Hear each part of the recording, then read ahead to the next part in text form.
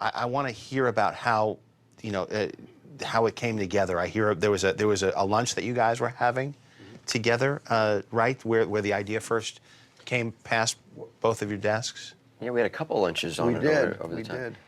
Basically, my recollection is that I saw the comic. Somebody brought it in, and the cover sort of said it all. The rider, the guy on the horseback shooting up at the flying saucer. Yeah, and I thought it was great.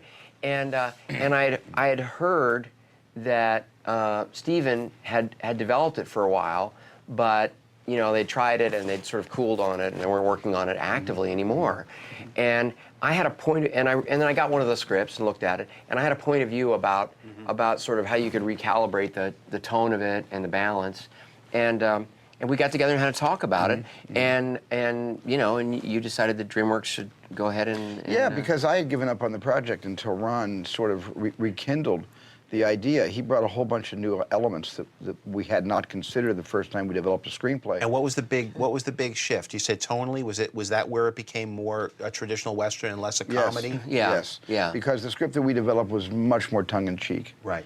It owed more to Mel Brooks's movie Blazing Saddles, I think. Right. Even though it had some really funny writing and funny set pieces, it didn't have much of the traditional Western about it. And Ron said, for this blend to work, it's got to be tradition. You're doing something different, And like Stephen was saying earlier, I think it's great. Stephen obviously felt like it was great. That's why we got involved in the project. So did Brian. But the fact of the matter is, you are doing something bold and cool, and so there's going to be some experimentation. It's called Cowboys and Aliens. Yeah, I mean it's never really been done. And like Stephen was saying, you're always out on a limb when you take a chance like that. But I've always felt, and I took inspiration from you and from George, especially early on when I got to the point where I realized I was going to get to make more than one movie. I was going to get to have a career.